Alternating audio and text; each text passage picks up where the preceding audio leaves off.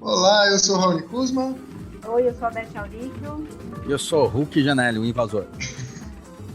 e esse é mais um Muito bem-vindo, invasor. Beautycast, o nosso bate-papo sobre bioeconomia para o mercado de cosméticos. E, gente, hoje vamos falar com esse invasor, que é uma... até tossi de emoção, que é uma pessoa extremamente querida, que é o Hulk, que veio falar com a gente hoje sobre design circular. Meu amigo, conta um pouquinho quem é você na fila do pão e já dá uma desmistificada nesse monstro. O que é design circular e por que ele é tão importante? Tá? Na fila do pão aqui eu sou o terceiro. Tem você, a Beth, depois, quer dizer, primeiro a Beth, depois você, depois eu. Né? Então eu tô ali na fila do pão esperando sair quentinho. Como eu costumo dizer nos canais, né? Meu nome é Hulk Janelli, sou professor universitário, design de produtos, sócio criativo da Atom Studios, youtuber e podcaster. Né? Eu sou design de produto formado, né, pela FAAP lá nos longínquos tempos de 2000. Né?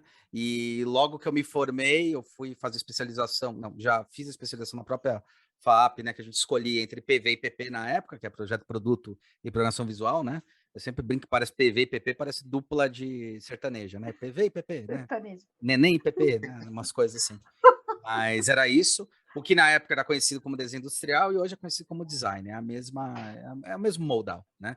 Então, eu fui para a área de produto, na nossa área de produto era muito mais difícil, ainda é difícil, mas naquela época era muito mais difícil achar algum emprego em algum lugar no Brasil, né? Então, as principais empresas que a gente às vezes queria fazer alguma coisa eram empresas internacionais, né? Falando Sony, que eu sempre quis trabalhar melhor, era no Japão, não tinha condições, né? Nem de ir, nem de ser aceito, né? Tinha um monte de coisa. Então, o que não restou, mas de certa forma, o que a gente optou, eu e mais 3 amigos, foi fundar um escritório. E esse escritório era no Design, né? A gente fundou o escritório no Design e lá a gente trabalhou com diversos produtos, né? A gente trabalhou desde perfumaria, eletroeletrônico, uma porrada de produtos o shape, né? Inclusive shape de formas de perfumes, né? Alguns perfumes aí, Avon, Boticário, Natura, o Amor América é um desenho nosso, a Arca de Noé é desenho nosso, o Egeu, que depois virou Speed, hoje é um dos principais cases ali dentro do Boticário, foi um desenho nosso, né? Que ele virou uma embalagem padrão, inclusive o desafio desse daí era a gente conseguir tirar aquela ânfora que tinha antigamente, que era bonita da Boticário, que virou até marca, virou o símbolo dele, mas tirar um pouco aquela ânfora que já vinha de anos, né? E ele acabou conseguindo roubar um pouco esse mercado aí, dessa ânfora, substituir ela, né? Com um desenho mais contemporâneo. Não gosto de falar moderno, porque moderno a gente fala de modernismo, né? Assim, quando a gente fala nessas coisas de movimento artístico, a gente fala moderno é modernista, né? Eu sei que moderno quer dizer coisa nova, mas é melhor falar contemporâneo, né? Isso lá pelo 2006, por aí. E outros diversos produtos na área de cosmético, né? Não só perfumes, mas alguns produtos, alguns cremes, alguns potes, e principalmente com a Natura a gente trabalhou bastante com alguns subprodutos que foram lançados na época, eles lançaram a loja na França, que era aquele momento em que existia o evento França no Brasil e depois o evento Brasil na França, né? Nesse momento que tinha Brasil na França, o Arthur Casas, que coincidentemente, que é o arquiteto, e coincidentemente um dos nossos sócios é sobrinho dele, né? A gente conseguiu pegar a parte de fazer os produtos. Foi aí que a gente conseguiu entrar dentro da Natura, ser conhecido dentro da Natura. A gente fez os produtos que iam ser consumidos lá. Então, a gente falou sobre muita coisa já da economia, que hoje a gente fala de economia circular, mas falou sobre ecossustentabilidade, biosustentabilidade, pensou em produtos e condições que poderiam ser otimizados ou poderiam ser melhores para levar para lá, até porque era uma loja conceitual, acho que ainda tem, né? A loja lá, porque agora eles abriram em todos os lugares, né? Mas aquela foi a grande primeira loja, que era o grande teste piloto deles. Então a gente participou com isso. E mais para frente, lá por 2008, foi quando eu conheci o querido Guzman. Eu resolvi também entrar na área acadêmica, que eu me apaixonei. Eu fui convidado pelo IED para dar aula, por causa do know-how, né? Eu, o Barão, o Léo, os 3 sócios da Nó. O Pablo já tinha saído nessa época. A gente foi convidado no IED para dar aula, para passar um pouco desse know-how. Eu gostei muito, eu me apaixonei. Né? Eu, Barão, lá a gente continuou, mas lá por 2011, 2012, a gente era obrigado a fazer uma pós e um mestrado, senão não poderia continuar dando aula, coisas do MEC, coisas meio estranhas do MEC, né? E aí o Barão e o Léo falaram, cara, não é pra gente, a gente gosta, mas não quer se dedicar. e talvez você pudesse ir por lá, né? E realmente eu falei, vou abraçar essa causa, né?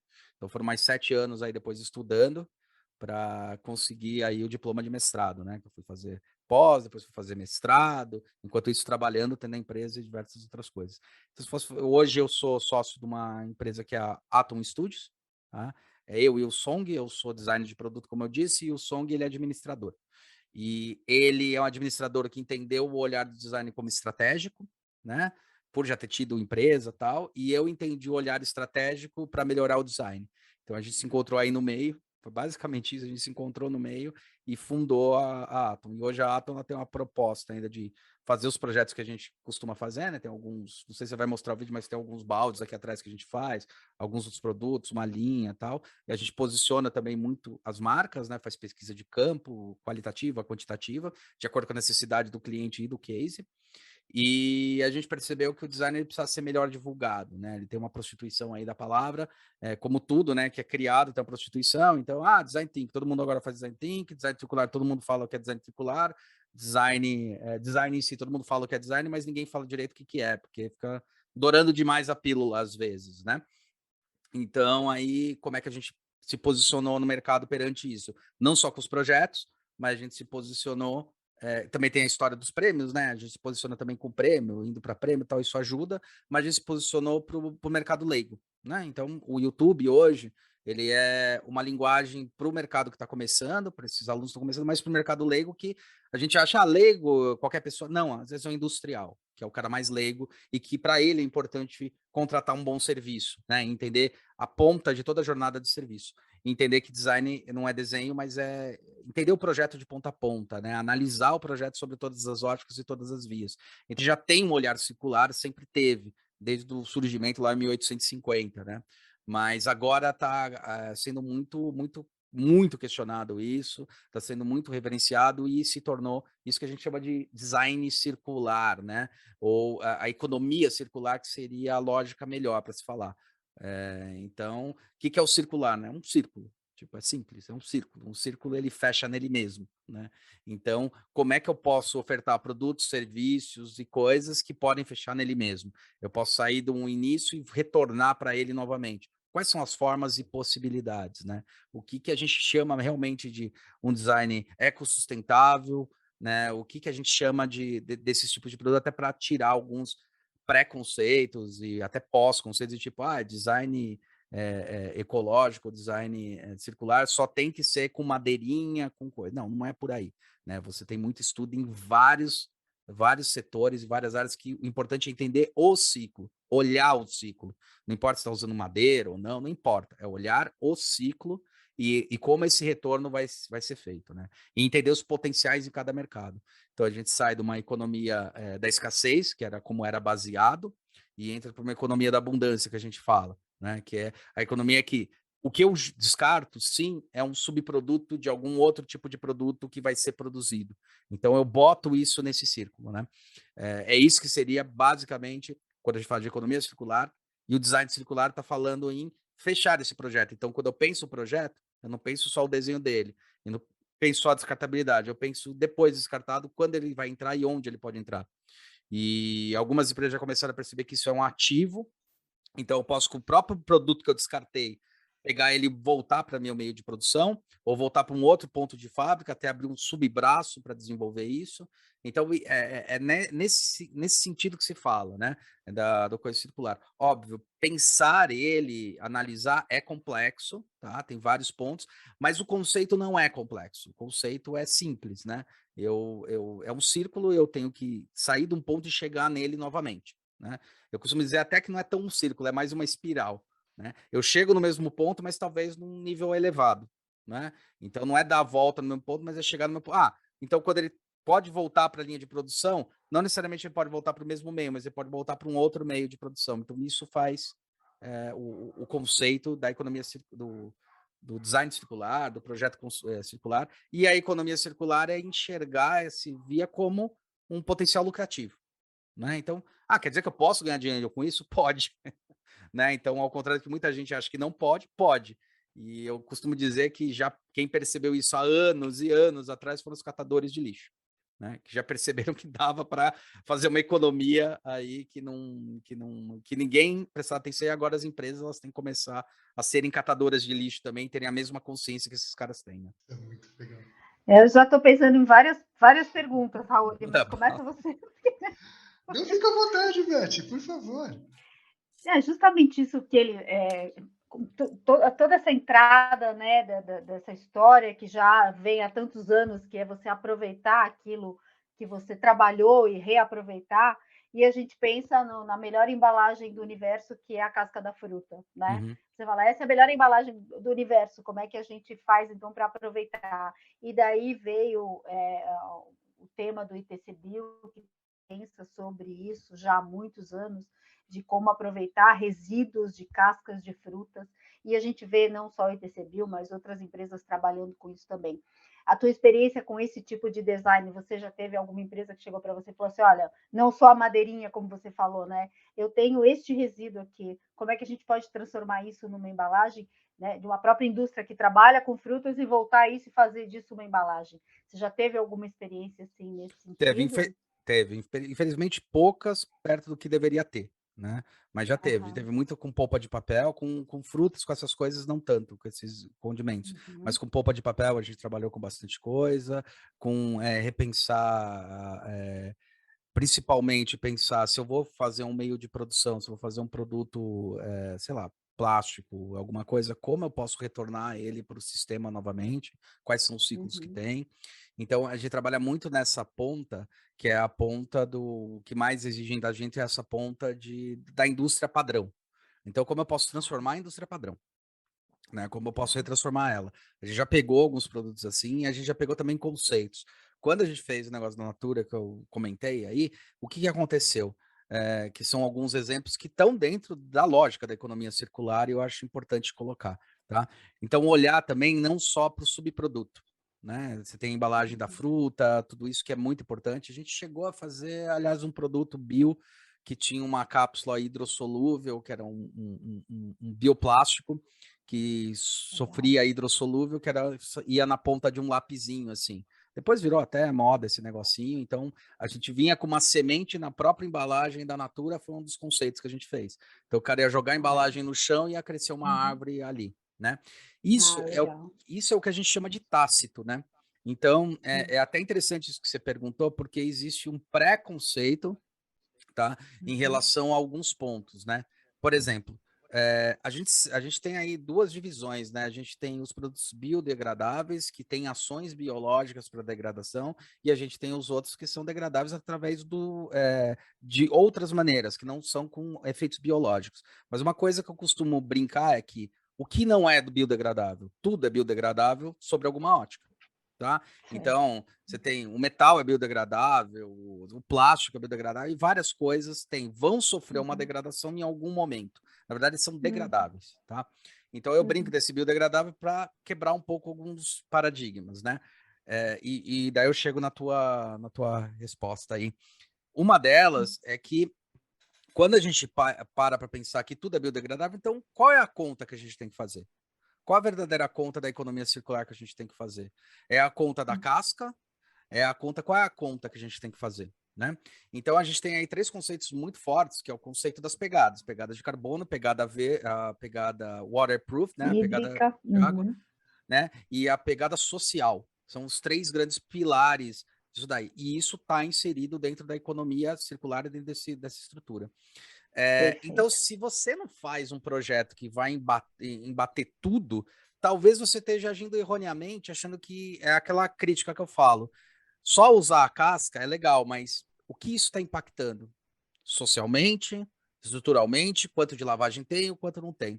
Dando exemplo muito clássico nessa estrutura, para você preparar uma folha em branco, as empresas as grandes multinacionais, Tilibra, Suzano, tal, elas têm, Faber-Castell, elas têm que obedecer todas as normas e regulamentações para se usar água verde, ou devolver verde, ou reutilizar dentro do chão de fábrica. Isso também onera custo para eles. Então, esses caras estão muito mais voltados a tentar deixar tudo organizado e ecologicamente sustentável em toda a cadeia, Uhum. cada milímetro cúbico em toda a cadeia, que eles têm até florestas de manejo sustentável para fazer isso, extração e um monte de área. Eu acho que talvez, provavelmente, na perfumaria também a gente tem algumas coisas assim, né? Na parte de extratos e tal.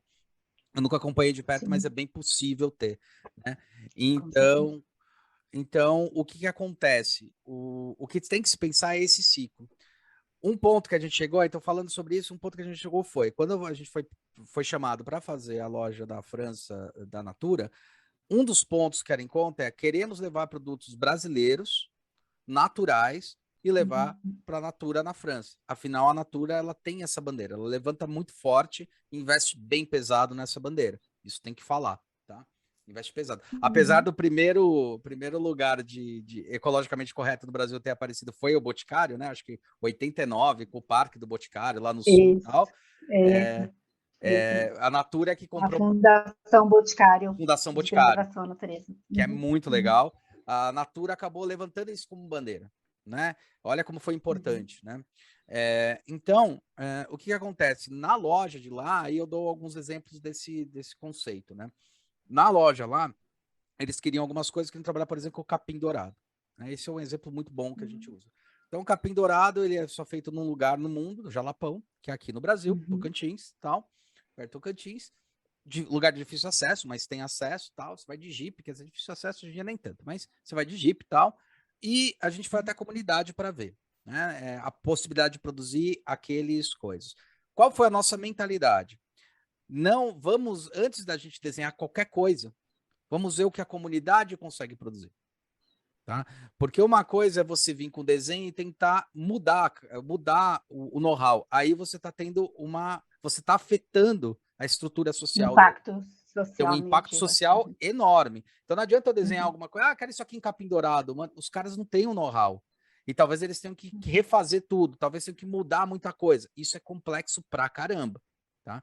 O outro ponto, quando a gente foi lá, falou, legal, então a gente pegou tudo que eles podiam produzir. Legal. O segundo ponto foi analisar capacidade produtiva. Tá? Tanto que a gente comentou que a Natura, na época, eles tinham capacidade produtiva de 1.000 peças. A Natura falou, então vamos falar para eles fazerem 1.000 peças, tá bom. Ele falou, não pode ser 1.000 peças. Tá? Porque 1.000 uhum, peças é para você. O dia que você parar de produzir, ele não tem como escoar 1.000 peças. Né? Então você tem que pedir menos. A gente tem que ter um crescimento. Se ele produz 600 hoje, tem que produzir mais 300, talvez, para ele não ter um impacto, para não ficar lá jogado num canto aquilo lá que foi feito. E vamos tentar fazer dessa maneira para poder dar retorno. Então, conscientemente, aí sim tem que falar que foi uma empresa que foi consciente e se entendeu. Falou, cara, legal, bacana, então ele não pode pedir 1.000. Falou, não, temos que trabalhar com 300, 400 peças, tá? Se pedir demais, a gente tira o equilíbrio que eles têm. Fora um outro impacto, que para produzir 600 eu tenho um ciclo de produção, as coisas não nascem do nada, né? Não uhum. é Exato. fazendinha que você vai plantando e de repente nasceu depois de 2 horas, né? Ela tem um tempo. Uhum. Então, se tira demais, não tem tempo para retornar a plantação. Então, você mata toda a estrutura ecossustentável que eles mesmos contribuíram ali. Isso é Rompeu a pensar, cadeia aí, né? rompeu a Se é cadeia ali. sazonal, às vezes também o Exato. produto, aquilo estraga tudo. Exato. É E isso aí. isso Uhum, é um problema muito sério. Então, esse é um dos pontos, uhum, né? Que às vezes as pessoas esquecem.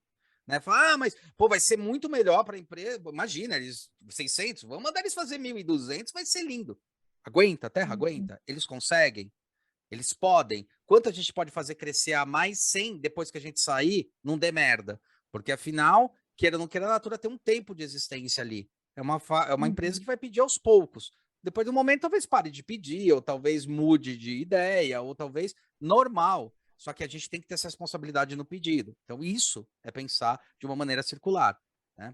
Sobre outro aspecto desse mesmo projeto, a gente fez uma saboneteira que era bem bonitinha, que a Jomo é uma empresa que faz malas para a Natura. Tá? A gente foi Eu amo. atrás, faz malas para a Natura. Sim, Essas malas da conheço. Natura Uhum, é conheço a bem Joma. legal, é bem Uhum. legal.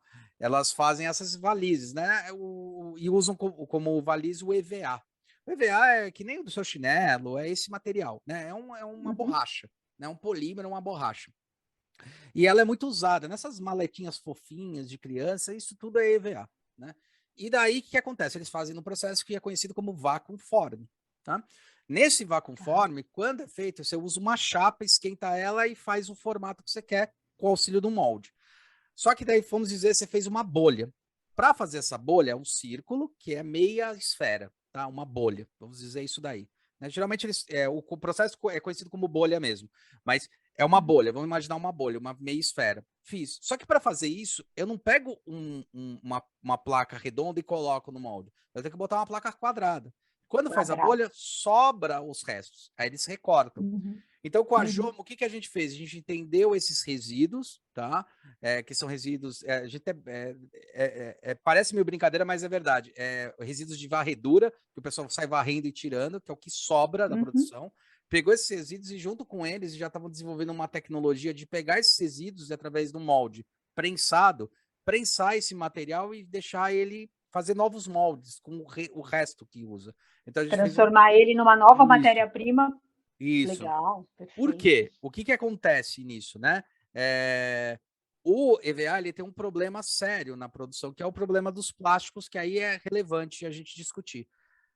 Ele é o que a gente chama, a gente tem dois moldais que a gente pode chamar dos polímeros, elastômeros, tal, né? Principalmente esses dois, que a gente tem os fixos, né? Os termofixos e termoplásticos, tá? Então, plástico é um termo que a gente usa. Plástico não é o nome desse produto. Esse produto chama resina. PP, PE, PC, é tudo resina, tá? Resinas poliméricas, que são feitas cadeias poliméricas. O plástico é uma característica daqueles tipos de material. Como eles são altamente moldáveis, a gente fala que são altamente plásticos. Plásticos. Então, como eles são altamente plásticos, a gente vem o nome plástico. Tanto que todo material ele é plástico ou elástico, todo material. Né? Ele tem essas duas características. O metal ele tem os coeficientes plásticos e os coeficientes elásticos dele. Então, isso é importante. Então, essa cadeia de polímeros é que gera essa história de ser plástico. A gente conhece como plástico, não tem problema nenhum. Mas só para entender isso. Por isso que existe o termo Ai, perdi de novo o termo. Termoplásticos ou termofixos. Então, o termoplásticos não é do plástico, o termoplástico é da característica. Então, são produtos que a ação térmica de temperatura, né, de retirada, vai mudar a plasticidade dele. Ele remonta ele, você consegue remodelar ele novamente. E tem os termofixos. A partir do momento que você faz a primeira vez o aquecimento desse material, ele muda a composição bioquímica dele e eu não consigo mais derreter ele. Ele fica para sempre daquele jeito. Borrachas são um grande exemplo disso, né? Pneu e tal. Então, eu dou exemplo assim de gelo e ovo, né? Termofixo e termoplástico para ficar mais fácil. O gelo é como se fosse um termoplástico. Se eu derreto, ele vira água. Se eu congelo, ele vira gelo. Se eu derreto, ele vira água. Se eu congelo, ele vira gelo. O ovo ele é um termofixo. Ele tá frio. Se eu esquento ele, porque quando eu transformo o gelo em água, eu também estou esquentando aquele corpo. Se eu esquento ele, ele muda a propriedade, que quando ele esfria, ele não volta a ser o ovo do jeito que ele era. Ele muda a propriedade. Então, vários materiais têm essa característica, né? E essas resinas têm. Então, é isso que acontece. Qual que é o grande lance, né? Pensar em materiais reciclados ou recicláveis. São coisas distintas, tá? Então, recicláveis, eles são termoplásticos, eu posso derreter e retornar ele à cadeia. Dos mesmos moldais de produção. Termofixo, existem maneiras de você fazer coisas novas com ele. Então, na indústria da Jomo, a gente pegou e falou, bom, ele é um termofixo. O que a gente pode fazer? Eles estavam desenvolvendo tecnologia de reaquecer e sobre um outro moldal, que era com molde de pressão, macho e fêmea, produzir novos produtos. E a gente produziu uma linha de saboneteiras para a Natura. Lá. Que legal. Assim como o pneu. O pneu, ele tem todo um processo que, tipo, depois que ele é feito a vulcanização, e olha que o produto subjacente dele é um produto de extrativismo vegetal, tal, né? Que vem do látex. Mas depois que ele sofre a ação, né, da vulcanização, que eu acho que é com processo de enxofre e tal, quando ele sofre esse processo, se eu estiver falando besteira aí, depois vocês corrigem aí. Quem estiver ouvindo, tal. Bom dia, boa tarde, boa noite, esqueci de falar também. E por causa desse processo, o que os caras usam muito? A indústria de asfalto começou a usar, triturar ele e jogar junto com asfalto. Porque o Japão fez muito isso. Fez. Né? E aqui no Brasil tem empresas que já fazem isso. Tem empresas que já fazem há muito tempo isso. E é legal porque quando você pensa assim na característica do material, né? Isso é ciclo. Então, peraí, o que a borracha é? Ele é um material que quando você aperta, ele te retorna. Ele é elástico. Legal. Qualquer estrutura dúctil no mundo, se ela for muito dura, qualquer trepidação rompe ela. Por isso que as pontes se movem, por isso que as coisas são assim. Então, o asfalto, uma das coisas que faz ele quebrar muito fácil seria muito dúctil, né? Então, gera buraco. O que os caras fazem? Misturando essa massa, eles perceberam que também tornam o asfalto mais flexível. Isso é também pensar uma economia circular. Isso é pensar a circularidade do processo. O que a gente critica muito dos polímeros são os microplásticos, né? Microplástico o polímero é feito com cadeias poliméricas, são cadeias poliméricas mesmo, né? Tipo, igual a gente vê em química. Quando você rompe até o último estágio, ele ainda continua tendo a menor cadeia polimérica dele. Isso que a gente chama de microplástico. E é isso que causa problema. Mas como é que eu posso pegar esse microplástico e reutilizar ele? Né? Então, o importante de tudo aquilo que eu estava falando, quando eu dei o exemplo, é entender que a escala de ser ecossustentável, ser tudo isso que está envolvido, está dentro da escala da vida humana. Tá? Eu aprendi com um professor meu há muito tempo, quando eu fiz equipe, muito tempo, que ele falou que ele brincava assim, cara, a terra que se ferre. Né? Daí a gente ficou assustado. Essa era a brincadeira dele, geopolítica, cara, super, né? Foi porque é o seguinte. Aí saltava todo mundo, né? Todo mundo, como assim, meu? Você falando, né? Bem Eco 92, né? Porque foi por aí que eu fiz o colegial. E daí, como assim? Eu falei, cara, a Terra já teve graus de extinção gigantescos. A Terra ela vai se resolver. A questão é, a ecologia é você fazer, ainda mais em 92 a gente ainda falava sobre o outro, é o animal, é a floresta que está distante da gente. Hoje a gente tem um discurso um pouquinho mais alinhado, entendendo que a gente faz parte do ecossistema, né? É um ecossistema final. Então, quando a gente fala de produtos biodegradáveis, ecossustentáveis, a gente tem que entender esse sistema, a gente faz parte desse sistema. Então, um copinho de plástico feito para tomar água em 5 segundos é um absurdo. Né? Então vamos fazer de papel, vamos fazer de laranja, vamos fazer desse negócio. Pô, faz sentido, porque o uso dele é muito curto. Agora, alguns produtos que podem durar mais, por que não? O plástico ele tem um negócio que é interessante, que ele ajudou ao desenvolvimento de órgãos mecânicos, de várias coisas que são super importantes. Eu não estou defendendo a ferrenho, mas é que eu sou um cara que eu defendo mais o plástico nesse sentido, tomar muito cuidado, né? Porque ele tem o seu papel, claro que ele tem o seu papel, senão não teria existido. E também tem uma outra coisa, eu faço isso porque tem uma outra coisa que é mais importante. O plástico tem seu papel, foi legal. O plástico tem seu papel, né? E o papel é altamente plástico no sistema. Bom, vamos lá. O que acontece quando eu falo do plástico é o seguinte, cara, ele existe, ele faz parte de um processo, estão existindo bioplásticos, biopolímeros, o PLA é um grande exemplo disso, que são desenvolvimentos grandes. A Lego está se matando para fazer todos os produtos até 2030, todos ecossustentáveis, biossustentáveis, que a gente está dizendo aí sobre esse aspecto, e existe esse material. E esse material, na verdade, ele é um subproduto da queima do petróleo. Então, se não existisse o plástico, esse subproduto ia para o ar, como forma de gases. Assim como no estágio que você retira o petróleo, tem um estágio que é óleo, tem um estágio que é gasolina, tem um estágio que é querosene, e tem um estágio que sobra que eles fazem os polímeros. Tá? Então, isso também é interessante para o ecossistema. Eu acho que tem que acabar primeiro o petróleo. Eu acho que o petróleo tem um problema gravíssimo, porque ele está falando sobre um negócio que eu aprendi na biologia e vem dessas coisas que eu acho bem legal, que é a questão da entropia. Você retirou da Terra, ela não tem velocidade para retornar. E qual é essa velocidade? O planeta não vai se constituir? Vai se restituir de boa. Não tem problema. A questão é o nosso tempo de vida. Exato. Né? Então, tem que jogar o ser humano na equação. É muito longo, A gente tem que jogar a gente sempre na equação. Sei lá, falei demais também, mas é só para... Não, é isso aí. Não, mas é isso aí. Claro. Vamos lá, Raul. E foi perfeito, meu. E aí, você colocou um ponto que eu acho muito legal. Existe sim essa complexidade, até porque a gente não tem uma cadeia estruturada ainda de valor para fazer com que isso seja um processo fluido, né? Que é um dos grandes desafios da gente falar de bioeconomia, né? Legal, é tudo legal, é tudo foda. Bonito, né? Desculpa, eu vou até abrir aqui o palavreado para a gente poder falar a palavra com calma.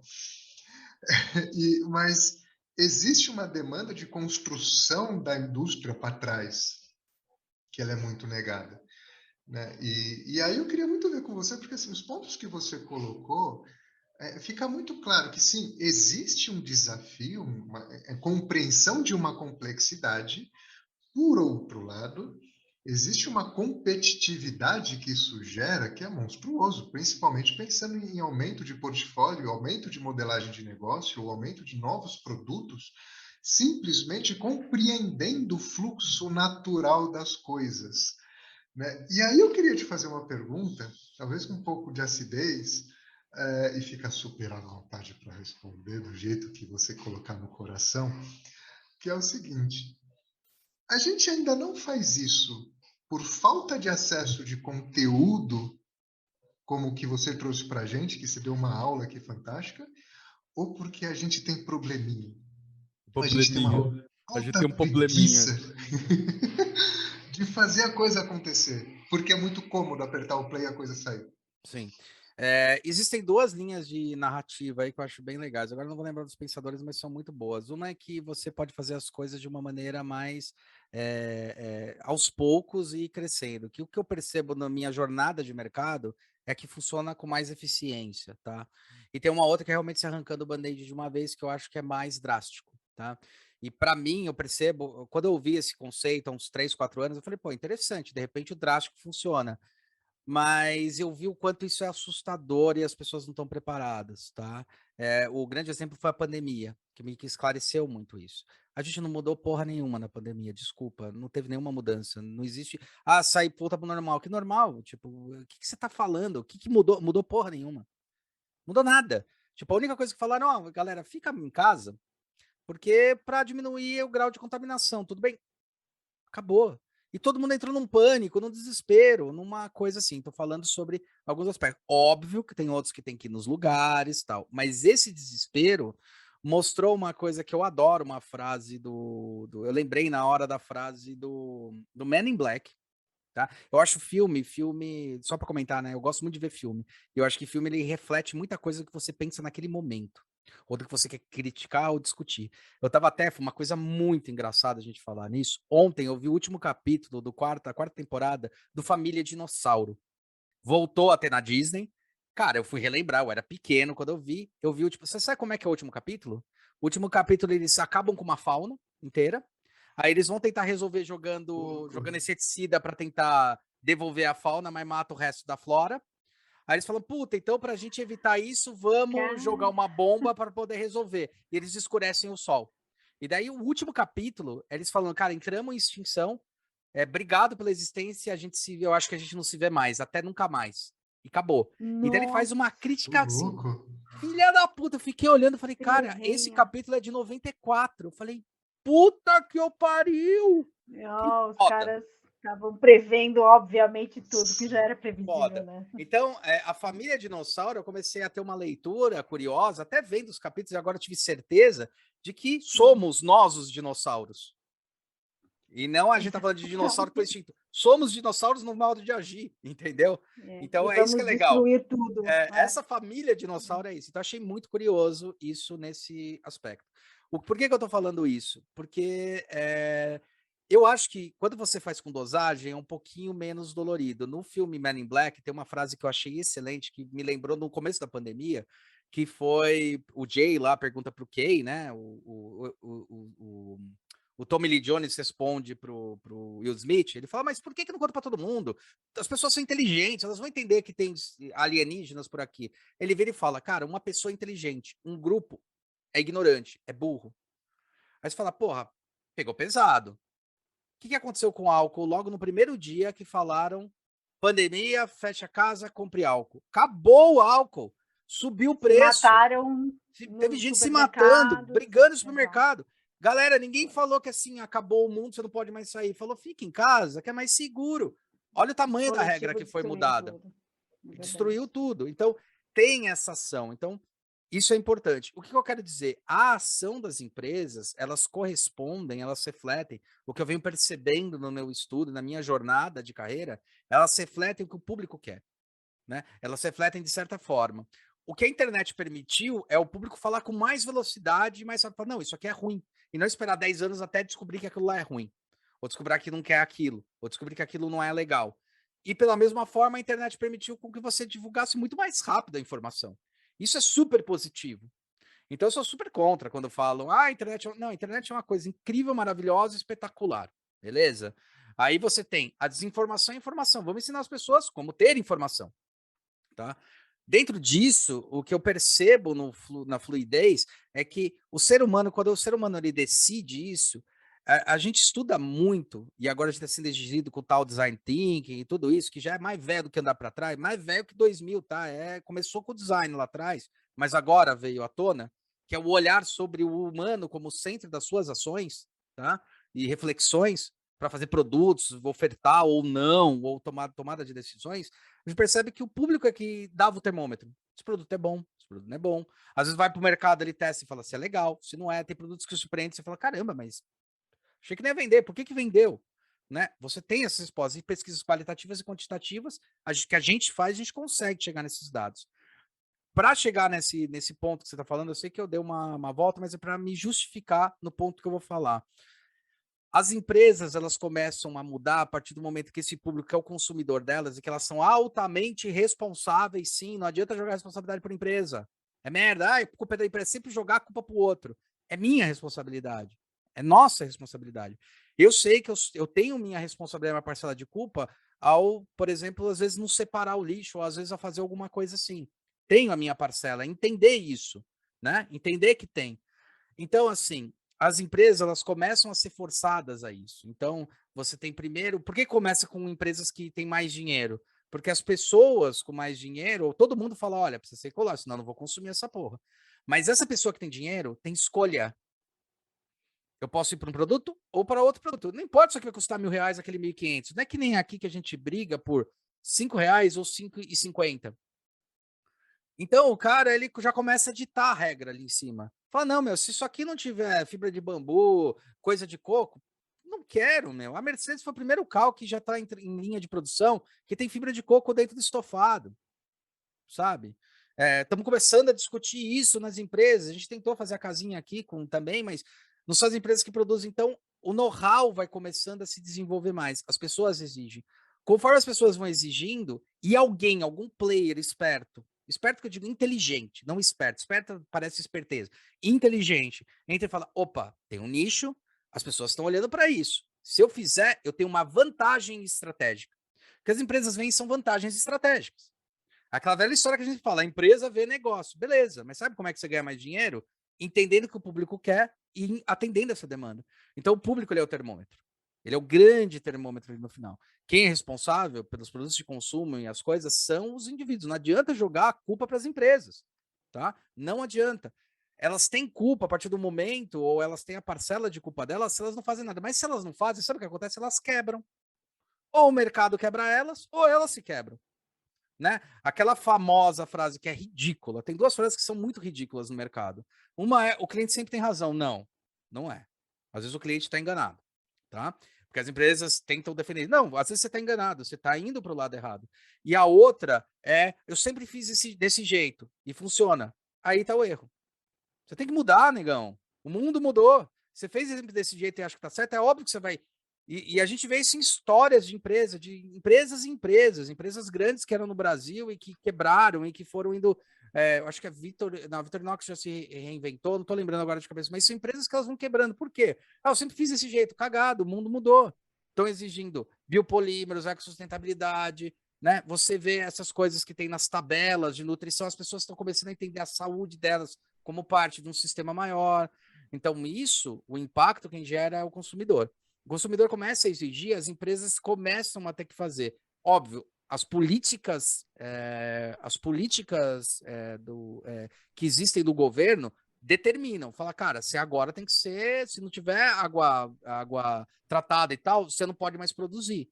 Um vai forçando o sistema do outro. É óbvio que políticas têm a ver, mas política tem a ver com o quê? Com quem você elege. Tem a ver com pessoas e consciência. Então, tudo barra nesse sentido no consumidor. É o consumidor que vai barrar. Puta, mas tá tão mais barato, cara. 50 centavos vale para essa coisa? E muita gente já tá falando que não vale. Muita gente já está começando a ver sobre outro olhar. E as empresas estão tendo que se remodelar, tá? Então, isso é nesse sentido. As indústrias já estão pensando em formas e meios. Muitas formas e meios. Desculpa. O Hulk, é exatamente isso que você falou.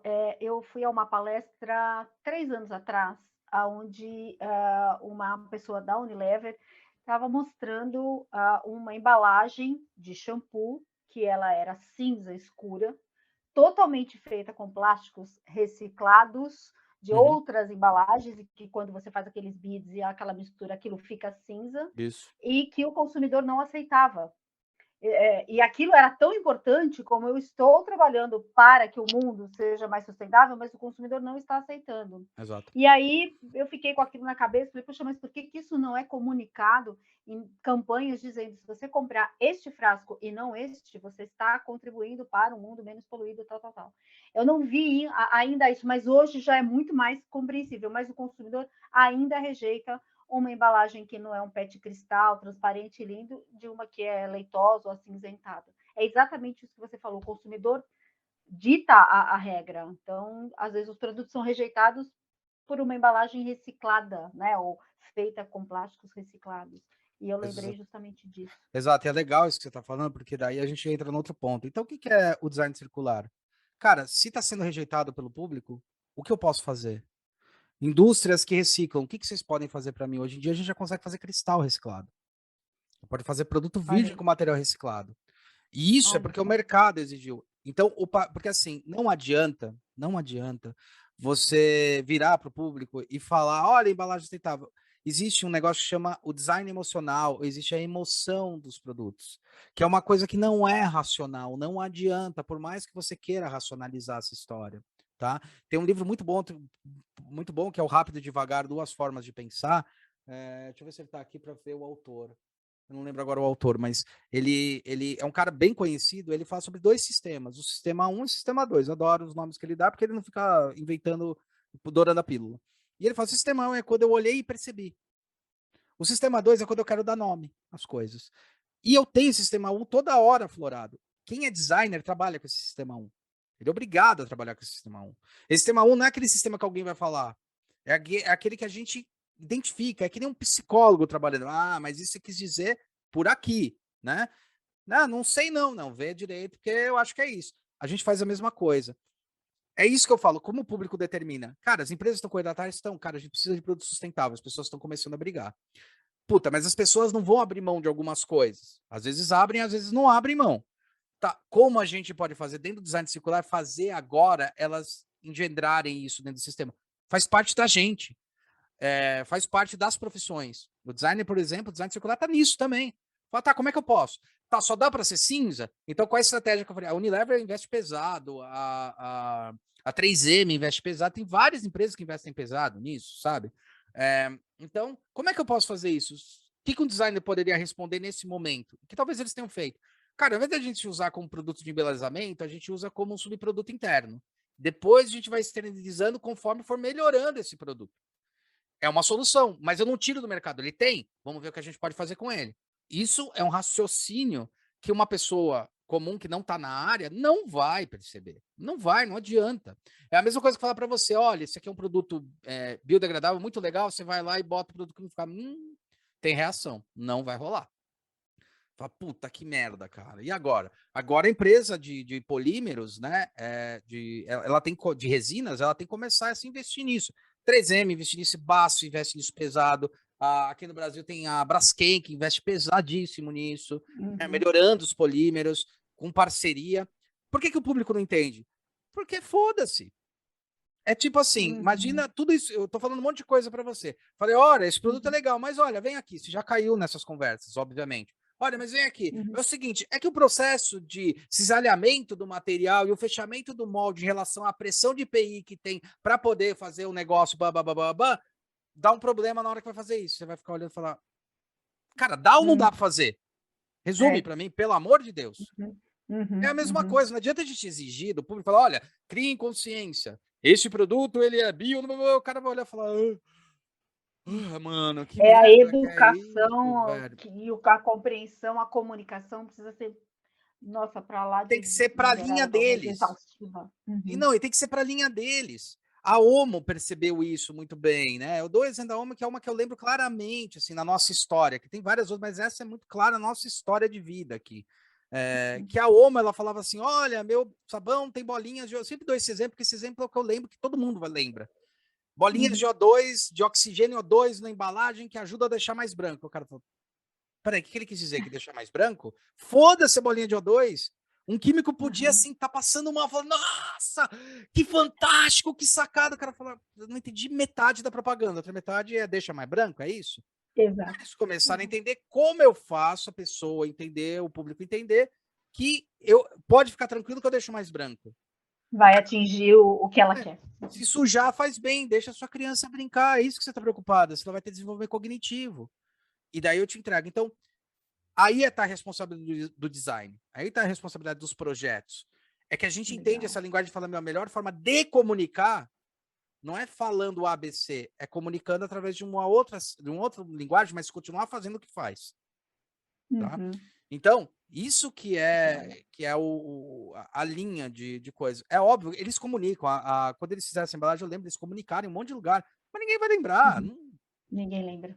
E quando a gente pensa sobre, tem um outro livro também muito bom, que é o Hábito, O Poder do Hábito, que ele comenta muito sobre isso, né? Você tem a noção, o homem ele tem uma biologia que ainda não evoluiu para os meios que a gente tem hoje, que vive em sociedade, que é uma biologia do medo que eu digo, do medo, do sempre alerta, né?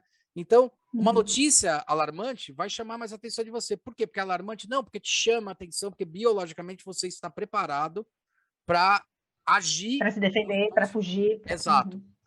Até outro dia eu tinha visto, até no Nerdologia, que eu adoro o Átila, já acompanho ele há quase 10 anos, no Nerdologia, que ele escreve grandes textos, só que faz em forma de vídeo, e ele fala, o ser humano é o único animal que tem bunda. Eu não sabia. Falei, como assim? Aí ele fala, tem bunda porque o homem, ele tem um músculo que foi preparado e desenvolvido conforme a evolução para ele poder correr longas distâncias. Exato. E é um músculo preparado para isso. Aí você começa a pensar umas maluquices e fala, puta, que louco. Então tem a biologia, né? Então, eu sei que a gente está caindo para esse ponto, mas isso é design circular. Eu estou pensando no projeto, estou pensando como eu vou inserir isso, mas a pessoa não vai aceitar. Como eu faço ela aceitar? No comportamental. No comportamental. E não necessariamente avisando, porque todas as empresas avisaram. A Natura avisou quando ela fez as primeiras embalagens sustentáveis. A Unilever, eu lembro disso, falando sobre embalagem sustentável, um monte de coisa. A Procter & Gamble, todas elas. Todas elas. Aliás, a Procter & Gamble... E o consumidor não quer. Não, o consumidor ele não diz nada. Não diz nada. Né? Por quê? Porque ele não é um técnico. É a mesma coisa que você falar sobre... Eu sei que eu falei, até num bate-papo que a gente estava tendo uma vez, eu falei sobre fixador. Eu sei que hoje mudou muito esse conceito. Eu fiquei com aquele conceito de quando eu fiz a primeira vez. Olha o meu preconceito. Quando eu falo... existem duas diferenças, preconceito e pré-conceito. Preconceito é eu realmente não querer. Preconceito é o que eu pré-julgo.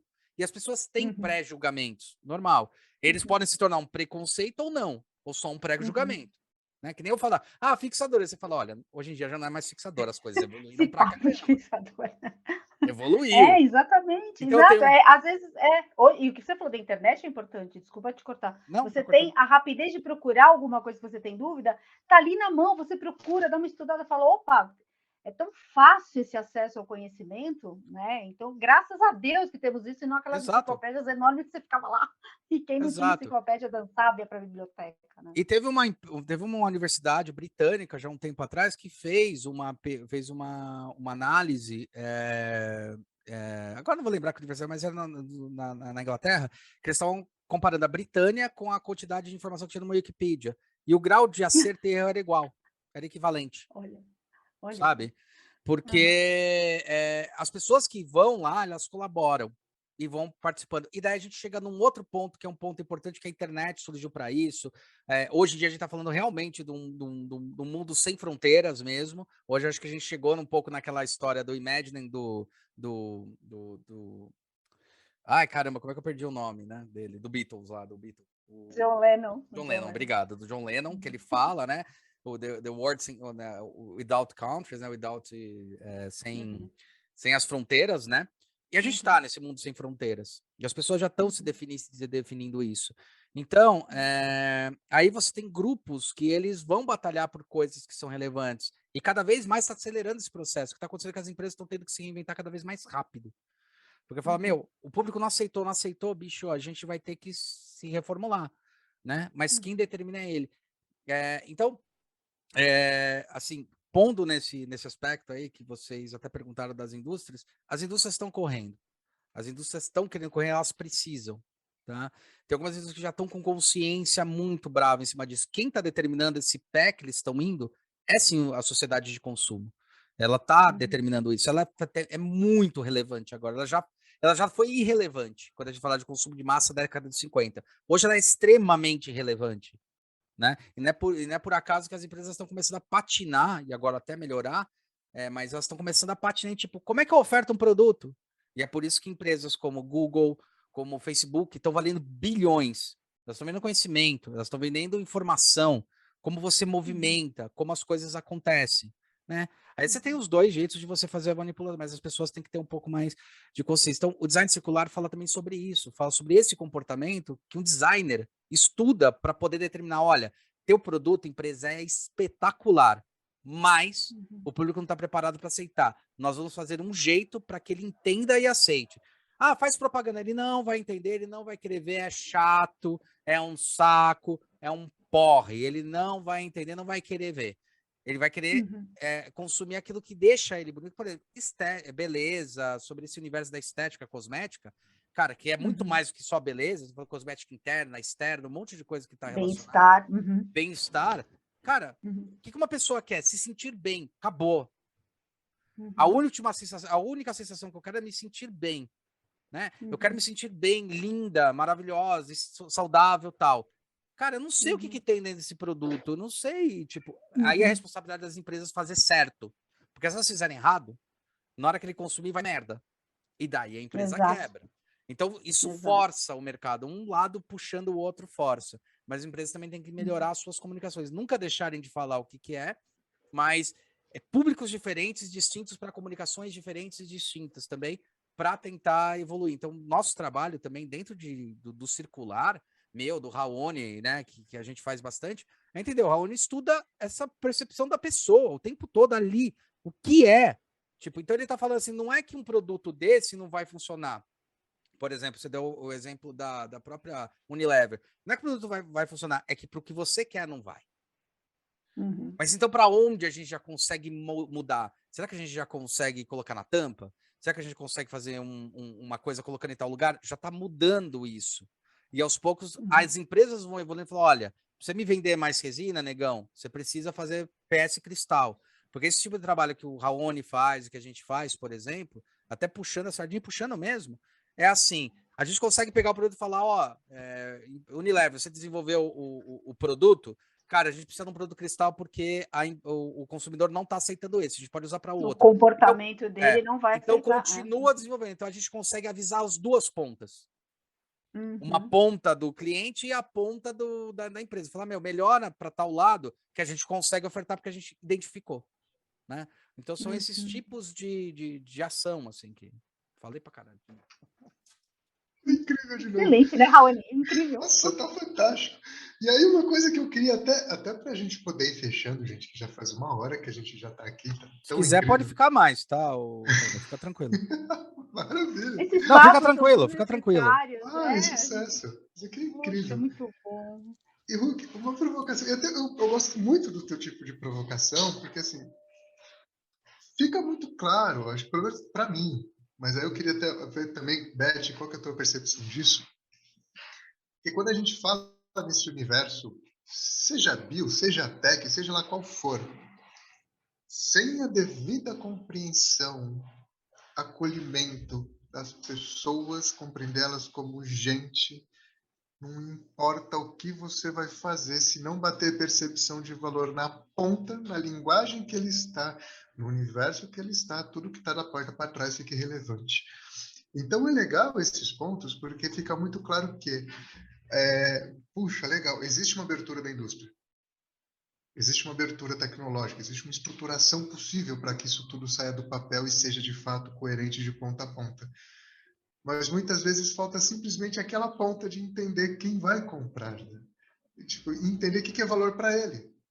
E é muito legal isso, porque acho que até no nosso mercado, pensando até, trazendo a parte da perfumaria, né? O que você já trabalhou bastante. Perfume para quê?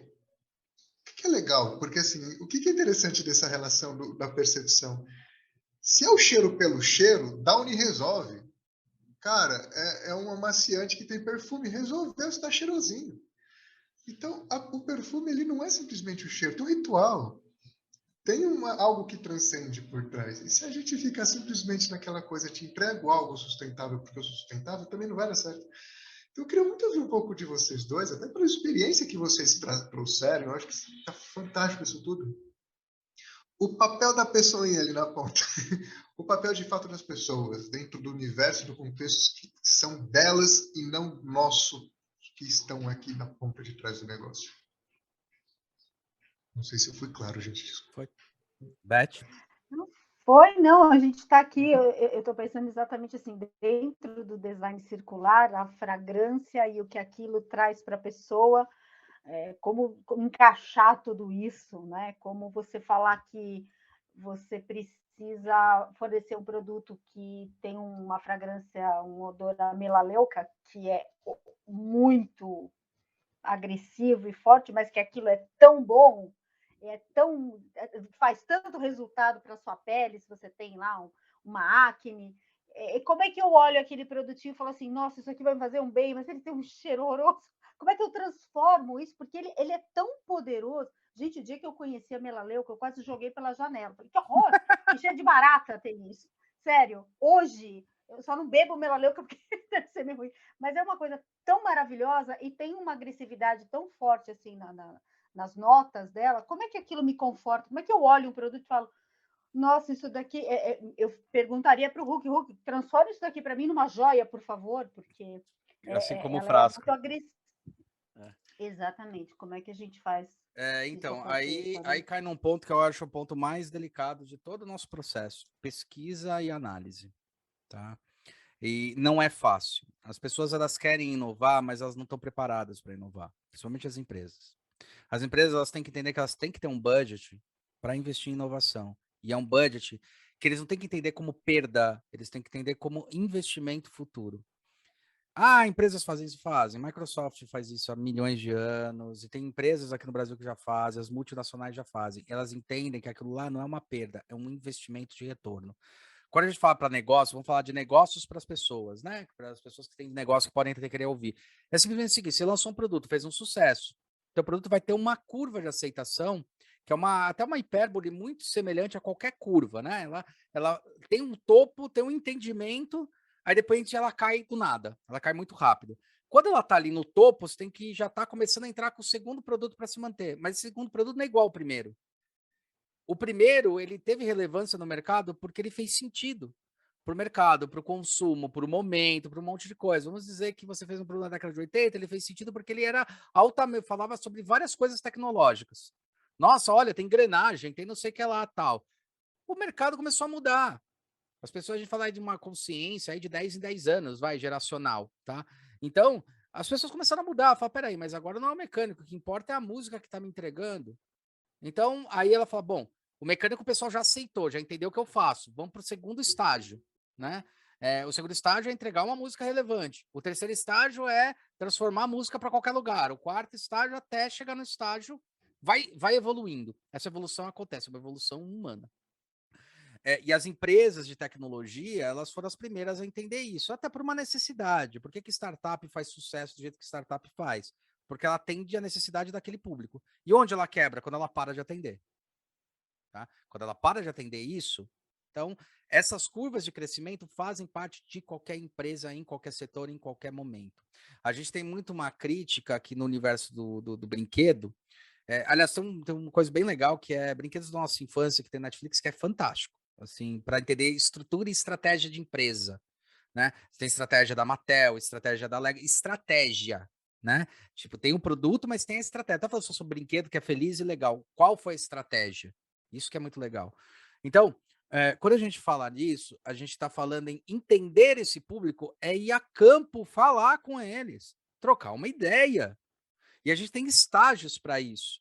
Então, um estágio é uma pesquisa quantitativa. Ok. É fácil de realizar? Não, não é fácil, mas é mais tranquilo. Vou entrevistar a quantidade máxima de pessoas que eu quero. É o que geralmente o Vox Populi, um monte de coisa faz. É legal isso? Porra, bom pra caramba. É excelente, fantástico e tal. Só que daí você precisa de um profissional ou de profissionais que leiam a quantitativa para entender quais vão ser as qualitativas. Como é que é essa mudança? Dá um exemplo bem simples. Se uma pessoa me responde, tá gravando um vídeo, eu tô gravando um vídeo, a pessoa mostra, o que você acha desse iPhone? A pessoa fala, gosto, legal, acho legal. O cara põe lá, legal. Aí você pergunta para outra pessoa, o que você acha desse iPhone? Nossa, gosto muito, é fantástico, incrível, nossa, gosto pra caramba. Não vou nem falar fantástico, incrível, gosto pra caramba.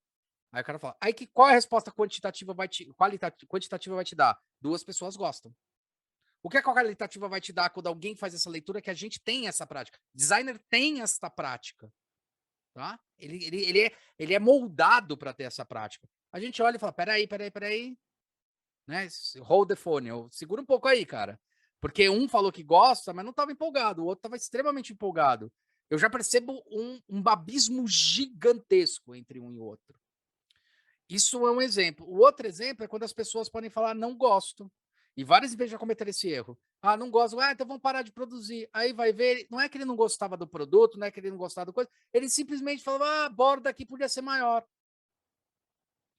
O público vai falar não gosto. A gente tem que entender. Para entender isso, é tempo. Então, analisa pública. Primeiro faz uma pesquisa quantitativa, cara, que demora 2, 3 meses para fazer o levantamento.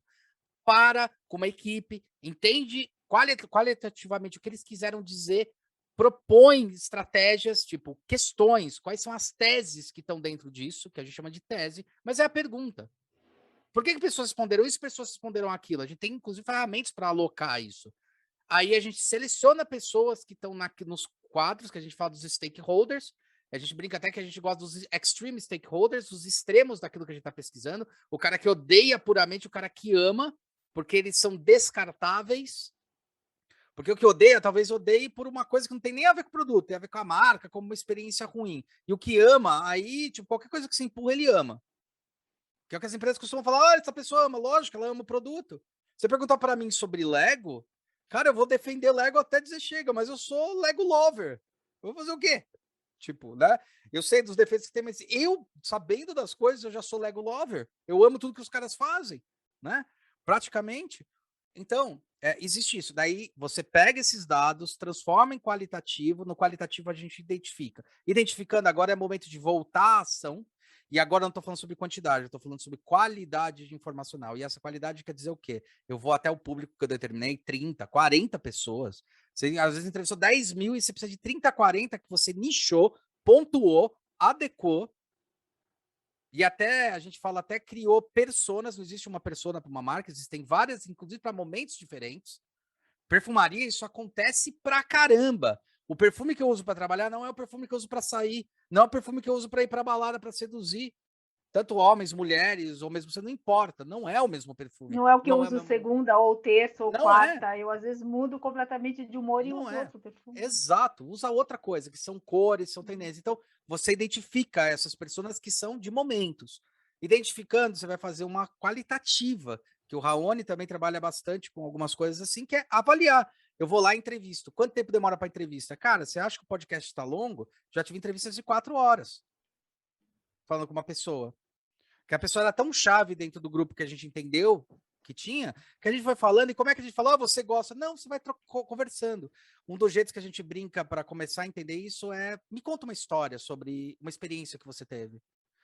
E ele vai contar. Quando ele conta a história, ele quer contar, e você tem que ouvir, aí você tem que ter paciência para ouvir. Tem coisa que você já não quer ouvir, mas tem que ter paciência, calma, prestar atenção. A gente sempre fala, vai em 2, presta atenção no que a pessoa está dizendo, no rosto, no jeito. A gente tem que olhar. E quando ela fala alguma coisa, fala, peraí, você fez uma careta aí, o que aconteceu? Ah, não, foi uma coisa que aconteceu lá, mas não tem nada a ver. Fala, não, mas me conta. Ah, é que uma vez eu estava usando, quebrou tal coisa, eu fiquei tão decepcionado.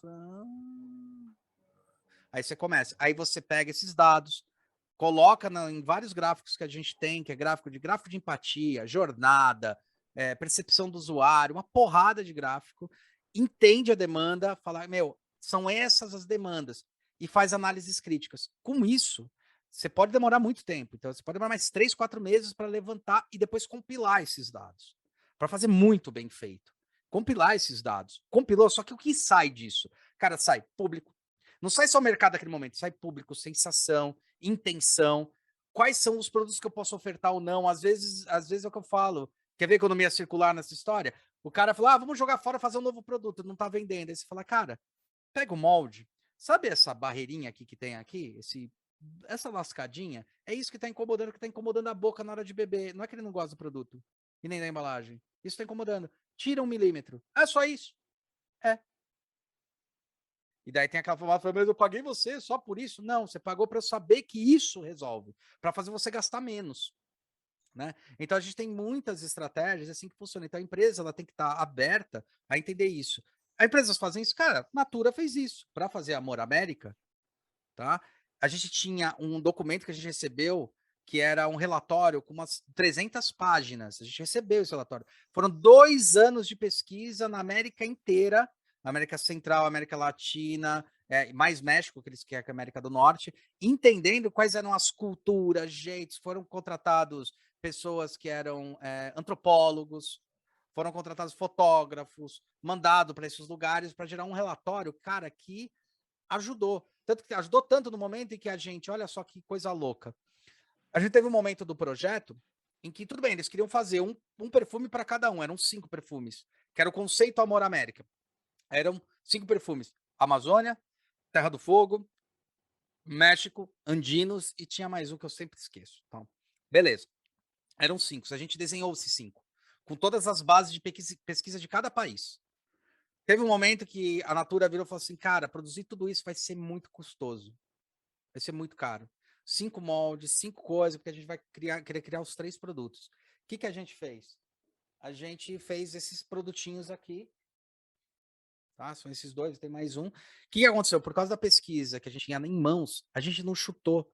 Ah, quer reduzir? Porque você quer reduzir custo, melhor eficiência e tal? Beleza. O que a gente pode usar esses dados? Ah, faz pesquisa. Não, aqueles dados a gente já tinha informação para falar, meu, seguinte, já que você quer. E aí é o erro de algumas empresas. Ah, não vou te pagar para fazer. Não, você teria que repagar para eu repensar de novo. Não adianta, tá? Mas geralmente não é feito assim, né? Por isso que a gente às vezes briga para ser reconhecido, para poder ter voz. Mas o que a gente fez? Falou, puta, quais de tudo que a gente estudou, de tudo que a gente desenhou, quais eram os elementos que faziam parte de todas as culturas? Foram os vasos, as ânforas. Então, se a gente trocar a cor de cada ânfora funciona, vamos testar. A gente fez milhões de desenhos. Se milhões mesmo, o desenho que a gente fala é só a forma. E testamos com várias cores. Essa funcionou com a maioria das cores que a gente queria. Tem o branco, tem esse marronzinho, tem outras cores mais avermelhadas, funciona. Ainda se entende que é uma ânfora, que é um produto, mas isso foi por causa da pesquisa. Essa ânfora, inclusive, que a gente fez, ela é amórfica. Ela foi modelada à mão. E depois pega isso daqui, escaneia, que são tecnologias que a gente estava falando, escaneia, bota no computador, e daí eu tive que achar um jeito, e daí essa parte de desenvolvimento que eu tenho, de fazer com que esse bico que vai ser injetado, o atuador, o cachepompe, o tamanho do FEA que tem, tudo isso, né, desse certo. Então eu faço o desenvolvimento para que aconteça, na volumetria que precisa ser, né? E isso aqui também é uma coisa interessante que a gente percebeu na pesquisa. Você tenta apertar ele aqui, ó, ele não aperta. Aqui até tá apertando. Não era para apertar. Ele não aperta. Que eu forcei pra caramba. Ele não aperta. A gente percebeu que as pessoas não sabem qual é a posição, porque existe em cima das tampas a coisa que mais existe, tampa da Natura, em qualquer tampa dessas, de pompe. Ah, pra cá você destrava, pra cá você trava. Tá escrito. Ninguém lê essa porra. Ninguém lê. Ah, devia ter lido. Ah, é só ler. Não, galera, não é assim. É trabalhar com percepção. Qual foi a percepção? A gente fez um microbico. Aqui. O que o microbico diz? Que aqui sai o líquido que está por dentro, igual qualquer jarra, igual qualquer elemento. A gente traz de empréstimo essa percepção, que a pesquisa traz, que a gente tem a consciência de fazer isso, e o cara aperta e fala, ué, que estranho. E depois a gente fez o teste. E realmente as pessoas viram, aqui está na posição errada, deixa eu alinhar isso aqui. Ah, agora sai. Olha que legal. Precisei falar? Não precisou nem falar, mas eu comuniquei através de símbolos, simbologias e tal. Isso que design trabalha. Essa não linguagem, que eu brinco é uma não linguagem. Antes mesmo de ser linguagem, né? Com pesquisa, com análise. Então, as empresas, elas estão preparadas, sim, para fazer. Mas o mercado também tem que estar, tem que ser bem alinhado. Tem investimento? Tem. Né? Geralmente, empresas como Microsoft, essas daí que fazem isso daí, elas reservam 30% do seu faturamento, ou do que ganham, reservam para investimento. E aí a gente está falando da área de desenho, pesquisa, perfume, porque é muito fácil. A maioria das empresas que eu visitei que tinha o P&D, empresas grandes, o P&D ele está mais lá para resolver o problema que acontece diariamente, o que é perfeito, tem que ter, do que para criar coisa nova. Tanto que várias vezes você via, puta, mas a gente está criando aí uma massa, uma empresa que a gente fez consultoria, está criando uma massa aí, mas a gente teve que parar, cara. A gente está 3 anos aí desenvolvendo a massa, a gente teve que parar porque a gente tinha que resolver vários problemas. Essa massa já podia estar resolvida 2 anos atrás, mas não resolveu. Eu quero uma nova massa para disco de corte. Então você contrata empresas externas para ter um olhar mais saudável sobre isso. A mesma coisa para perfume, para fazer essência. Cara, fazer essência não é fácil. Bicho, é insano fazer. Não é tipo, né? As pessoas têm a impressão que é a mesma coisa que eu for comprar, né? Ah, meus clientes, eles têm esse problema. Ah, mas é só daí mudar, cara. Você vai ter que fazer um molde, você vai ter que fazer toda a produção. Não, mas aí você me apresenta exemplos. Cara, para apresentar exemplos tem que ser produção. Você tem que também ter a capacidade de pegar e jogar no abstrato de alguma forma. Eu te mostro o mais tangibilizável que eu consigo. Mas não adianta você querer. Ah, quais são os perfumes? Me dá uma linha aí de perfume. Você vai ter que cheirar, negão. Vai cheirar. Aí você vai ver o que funciona. Aí não funciona, mas o produto é bom, a gente vai ter que fazer teste de mercado e entender para que público ele é. Não adianta. E não é chutômetro, né? É teste, é indo no mercado, é testando, é validando, é fazendo coisas constantemente. Então, as empresas têm que estar preparadas para isso, entender que elas querem inovar. Falar que quer inovar é muito fácil. Inovar não é fácil. E é custoso. Só que não tem que entrar como custo na empresa, tem que entrar como investimento que lá na frente vai continuar no topo, né? Muito bem. Que fantástico. Mas, gente, a gente vai precisar encerrar. Que Com muito aulas! pesar. Nossa, foi muito bom. Tem Foi bom tanta falar com coisa para vocês. falar, mas Incrível, cara. Tá incrível. muito bom. Então, até para a gente poder caminhar aqui, fechar com chave de ouro, Hulk, Beth, qual a mensagem para a gente poder fazer esse fechamento aqui fantástico? Ai, Hulk para o presidente. Não, não faz isso, não quero, não. Eu quero que o Hulk fale muito para o mundo, principalmente, né, agora no BioBeauty, onde a gente tem essa oportunidade, que venha mais vezes, que fale muito mais e que traga tudo isso, porque vai mexer com muitas cabeças e fazer ali o Lego encaixar e desencaixar e criar coisas novas e pensar em coisas novas. É isso que eu quero aqui deixar de mensagem. Volte mais vezes, Hulk, porque a gente precisa muito falar com você. É uma honra, nossa, uma honra. É gostoso ouvir, que bom, né? A gente estuda bastante para tentar chegar em alguns pontos. Bom, Raoni, queria agradecer novamente. A gente virou parceirão. Eu adoro fazer as coisas com você. Eu faço feliz da vida, as coisas do seu lado, cara. E eu acho assim, 2 coisas, né? As empresas elas têm que começar a ter consciência de que um trabalho bem feito e bem realizado, ele exige conexão de várias pontas, exige tempo. Tempo do quê? De pesquisa. Então as empresas têm que parar de forçar, de puxar a corda no lugar errado. Né? O que é puxar a corda no lugar errado? Quando começou a sentir que o mercado quer mudar, contratem pessoas para mudar junto. E não vem no desespero depois de 2, 3 anos. Agora virou tudo natural, eu preciso tudo natural. Agora vem cá, me dá coisa natural. Agora eu preciso para um mês. Não, é impossível. Não é porque eu quero, é porque é impossível. É tudo chutômetro demais da conta. Você tem como ir trabalhando e fazer esse trabalho ser constante, tá? E entender que existe tempo de maturação tanto de mercado quanto de projeto. Tá? Eu acho que isso é uma coisa que afeta muito a gente, afeta demais. Porque é cansativo ficar muito tempo no projeto. Se vocês acham que é só cansativo para vocês ficarem muito tempo num projeto e ficar em cima, em cima, em cima, é cansativo para a gente. Mas o mais frustrante é virar, como várias vezes a gente ouve, o Raoni participa disso e sabe, Ah, mas a gente tá voltando no mesmo ponto? Não, cara, a gente já deu uma puta de uma evoluída. Eu vou ter que te mostrar de novo do começo ao fim, tudo. Então, eu acho que também tem que ter mais crença. Às vezes eu passo mais tempo provando tudo que eu já fiz, para quando o cara fala, mas, pô, voltamos pro mesmo ponto? Mas eu não tinha definido a forma? Cara, mas se quis mudar produto, a componente, eu não sei o que lá, muda tudo. Pô, mas, cara, tô andando para trás. Não, você não tá, né? Aí você fica mais tempo provando, olha, é o seguinte, vamos lá, etapa 1, etapa 2, etapa 3, etapa 4. E, cara, antigamente eu achava que era por uma questão de falta de comunicação. Hoje eu vejo que não é ansiedade, né?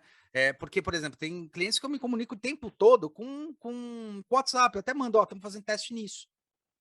Daí o cara fala, puta, mas vai demorar uma semana? Se a gente tiver sorte. Se a pesquisa não apontar que tem que fazer um ajuste. Ou se o desenho der certo para a produção. Ah, tá atrasando. Não, não tá atrasando. É o tempo do projeto. Então, eu acho assim, qual o que eu quero deixar para as pessoas? Vão na onda que está acontecendo muito e que ela é muito importante para a sustentabilidade, para a consciência, que é a onda slow. Slow fashion, slow food, slow design, pensar com mais parcimônia nas coisas, entender que elas têm um tempo de maturação e que isso alavanca para você muito ganho lá na frente. Porque é muito simples fazer essa conta. Quanto mais molde eu faço, mais eu gasto e mais eu tenho que vender. E para quem é indústria, mais estoque você tem que ter. E vai ter um momento em que aquele produto não vai vender mais. E daí você vai ficar desesperado querendo vender e vendendo mais barato. Vendendo mais barato, você vai perder dinheiro. Então, qual é a ideia? Produz com menos quantidade. As indústrias estão se transformando para isso. Já tem empresas como a HP que já está desenvolvendo impressoras 3D em metal, já tem várias, mas já está desenvolvendo para que já faça um molde. Não tem o que ficar usinando. Já faz o molde para agregação de material. Ah, que isso tem a ver? Eu pego um bloco e vou tirando, sobra pedaço. Aquele lá eu vou agregando o quanto eu preciso. E as indústrias estão começando a se transformar, entendendo que não tem que produzir grandes quantidades, mas baixas quantidades de várias possibilidades. Então, os mercados eles têm que flutuar nesse sentido. Tá? Pense slow. Pensar slow não é pensar lentamente igual uma tartaruga, é pensar com parcimônia. Ter mais produtos no mercado não quer dizer ganhar mais. Apple tem 18% das pessoas tem Apple em casa, tem um iPhone. E o resto tem os outros produtos. Só que eles comem a fatia de 54% da economia dos telefones celulares. Entre 45% e 54%, dependendo muito da conta que você vai fazer, o momento que você vai fazer. Pô, sonho de consumo, não preciso tanto recurso, tanta gente, tanta coisa para poder produzir. Produzir mais não é eficiência. Tomar cuidado com a eficiência. Eficiência não é produzir em menos tempo. É produzir com melhor qualidade para que lá na frente eu tenha menos tempo de dor de cabeça. Entendeu? Porque a pior coisa que pode acontecer na empresa é recall. Quem trabalha com a empresa sabe que recall é uma bosta. Literalmente uma bosta. Não só sobre o insucesso do seu produto, mas perdi dinheiro ali. Vou ter que repor, vai custar o dobro para mim ou o triplo, porque eu vou ter que pegar o transporte de volta para isso. Né? Então, pensar em slow com mais parcimônia é importante, sabe? Pensar com menor quantidade. Né? Não estou falando produzir menos possibilidades, mas dando o exemplo dos próprios baldes, o balde tem um tempo de existência. Foi produzido 150 mil em um mês de filme, um mês e meio de filme. Acabou o filme, acabou o balde. Não existe, não vai existir mais. Não tem estoque de baldes. Acabou. Então, por que os produtos não podem ser assim? Empresas trabalham assim? Chili beans. Certa quantidade, terminou a quantidade, você nunca mais vai ver o produto. E, inclusive, até a gente cai num gancho muito legal que o mercado está começando a perceber, que é o gancho da escassez. Se você não compra, nunca mais vai ter, meu querido. Não é que nem propaganda de carro, só esse final de semana, todo final de semana do ano vai ser desconto. Só o último final de semana, do quê? Desse final de semana? O último final de semana é desse A final de última semana. oportunidade. Do ano. Não é. Você sabe que próximo vai ter, o próximo vai ter.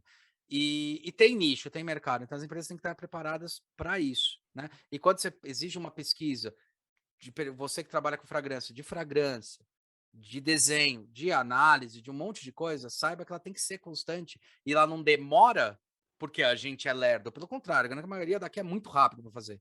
Eu sei que eu desenvolvo muito rápido, nos conhecidos que desenvolvo mais rápido o produto. sabe? A questão é maturação. Eu tenho que fazer um protótipo. A gente estava falando com um cliente agora, ele... mas tem que fazer protótipo? Tem. Se eu fizer protótipo, a gente não testa. Se não testar, não dá para saber. Mas bota em produção. Tudo bem, você vai gastar no ferramental e botar em produção. Isso também é uma coisa que pega muito. Então, eu me alonguei para cacete, mas a frase final é pense slow, né? Com mais parcimônia, não menor coisa, e com menos lucro. Melhor parcimônia. Né? Vai para o movimento slow. Slow food, slow design, slow. Eu acho que é a melhor coisa. Maravilha. Muito bom. Foi incrível. Hulk, muito, muito, muito obrigado. Sempre é uma honra. Prazer estar sempre do teu lado. Beth, obrigado de monte. Mais um sempre traz essas genialidades nesses podcasts, viu? O Raoni é foda. Dessa coisa o Raoni é a conexão, viu? O Raoni é foda. Muito legal, muito legal. É sempre muito bom ter gente boa que nem você esperto. Então, gente, muito obrigado. E aos que estão nos ouvindo, muito em breve mais um episódio para vocês. Até já. Falou, tchau, turma. Obrigado. Valeu.